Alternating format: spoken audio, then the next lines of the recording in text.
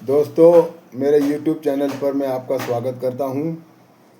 राष्ट्रपिता महात्मा गांधी जी की अमर कहानी भाग 58 खंड 3। पिछले भाग में हमने जाना कि ट्रांसवाल का अमलदार बापू को जेल में डालने के चक्कर में था।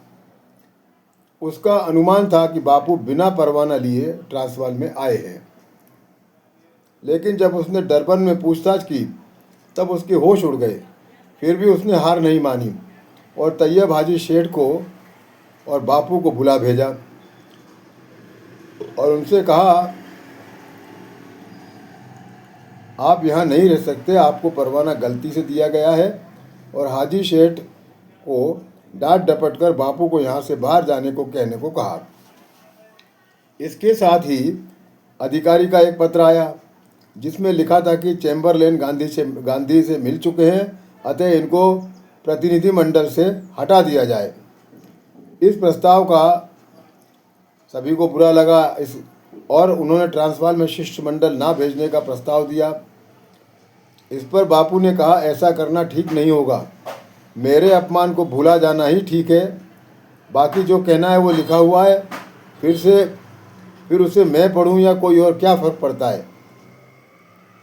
अतः उन्होंने प्रस्ताव दिया, बैरिस्टर गॉडफ्रे को शिष्टमंडल का नेता बनाने का प्रस्ताव दिया। इसके बाद बापू ने ट्रांसवाल में रहकर ही संघर्ष करने का निश्चय किया, जिसका सभी ने स्वागत किया और एक अच्छी जगह घर और ऑफिस की व्यवस्था की गई और ट्रांसवाल हाईकोर्ट से सनद ली गई। अब आगे आत्मनिरीक्षण का परिणाम। 1893 में ईसाई मित्रों का साथ मिला। तब उन्होंने मुझे बाइबल के उपदेश समझाने की कोशिश की, लेकिन मैंने तटस्थ रहकर सारी बातें सुनी और हिंदू धर्म का भी अभ्यास किया। अब 1903 में थियोसॉफिस्ट मित्र मुझे अपने में शामिल करने के प्रयास में थे, लेकिन मैं हिंदू होने के नाते मुझसे कुछ सीखने के लिए थियोसॉफी के ग्रंथों में हिंदू धर्म की बहुत छाप मिलती है, इसलिए उनको मुझसे मदद मिलने की आशा थी। मैंने उनसे कहा, मैंने अभी ज़्यादा कुछ अध्ययन नहीं किया है, लेकिन वे पूर्व जन्म के संस्कारों और विश्वास करने वाले थे, अतः मैं कुछ मदद कर सकूंगा ऐसा वो समझते थे। अतः मेरी परिस्थिति बछड़ों में लंगड़ी गाय बुद्धिमान ऐसी हो गई थी। फिर मैंने नभूबाई का राजयोग, पतंजलि योग दर्शन और गीता का अभ्यास कई कुछ मित्रों के साथ किया और एक छोटे से जिज्ञासु मंडल की स्थापना की। इस तरह गीता के 13 अध्याय तक मैंने पढ़ लिए थे, लेकिन फिर सत्याग्रह ने जोर पकड़ा और मेरा अधिक समय उसमें ही जाने लगा।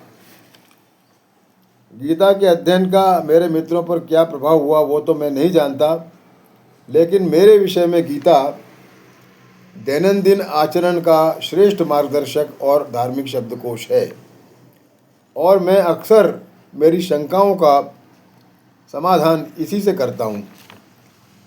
इसके बाद मैंने काफ़ी अध्ययन किया। गीता के उपदेशों से अपरिग्रह और संभाव का ज्ञान हुआ।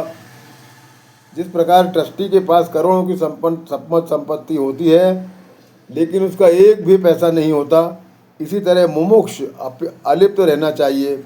यह मुझे गीता से समझा। और मैंने रेवाशंकर भाई को बीमा पॉलिसी बंद करने के लिए लिखा। कुछ मिलता हो तो ठीक, अन्यथा जाने दीजिए। मेरी पत्नी बच्चों की रक्षा जन्मदाता करेगा। इस आशय का पत्र पिता तुल्य भाई को भी लिखा और लिखा, आज तक मेरा खर्च निकाल कर जो बचता था वो मैं आपको भेजता था, पर आगे मेरी आशा छोड़िए। अब जो बचेगा वो यहाँ के समाज के लिए उपयोग किया जाएगा। लेकिन ये बात मैं उनको समझा नहीं पाया।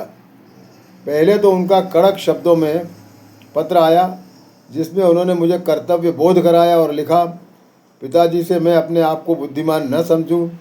पिताजी ने सारे परिवार का पोषण किया, वैसा ही मैंने भी करना चाहिए, इत्यादि इत्यादि। इस बारे में मैंने उलट कर जवाब दिया और लिखा, पिताजी की परंपरा मैं भी चला रहा हूँ। यदि आप परिवार की परिभाषा थोड़ी विस्तारित कीजिए तो मेरा पक्ष आपको समझ में आ जाएगा। मेरे भाई ने आशा छोड़ दी और मुझसे बोलना बंद कर दिया। उसका मुझे दुख हुआ। मुझे जो धर्म लगता था उसे छोड़ना असह्य था, फिर भी मैंने कम दुख का मार्ग चुना। इतना होकर भी भाई साहब के प्रति मेरी भक्ति निर्मल और तीव्र रही। उनके मन में मेरे लिए प्रेम ही था और मेरे पैसे से ज़्यादा मेरा सदाचरण ही उन्हें प्रिय था। जीवन के अंतिम पलों में भाई साहब का मन द्रवित हुआ। मृत्युशैया पर जब वे थे तब उन्हें समझा कि मेरा पक्ष सही था और उनका अत्यंत करुणाजनक पत्र मुझे मिला, जिसमें पिता ने पुत्र से माफ़ी मांगी, ऐसा कहा जा सकता है। और मेरे बच्चों को मैं अपने संस्कारों से बड़ा करूं, ऐसा परामर्श उन्होंने दिया। वे मेरे से मिलने को बेचैन थे, अतः तार भेजी। मैंने भी उन्हें तार देकर बुलाया, लेकिन हमारी मुलाकात नियति को मान्य नहीं थी और भाई साहब का स्वदेश में ही निधन हो गया। अब आगे के अध्याय में आप सभी से निवेदन है कि मेरा चैनल आप सब्सक्राइब कीजिए, वीडियो को लाइक कीजिए और शेयर कीजिए। यूट्यूबर के लिए यूट्यूब का यही एक आप जितना सब्सक्राइब करेंगे, लाइक करेंगे, उतना ही मेरा उत्साहवर्धन होगा और मैं और आगे कुछ काम करने के लिए मुझे प्रेरणा मिलेगी। आपका बहुत बहुत धन्यवाद।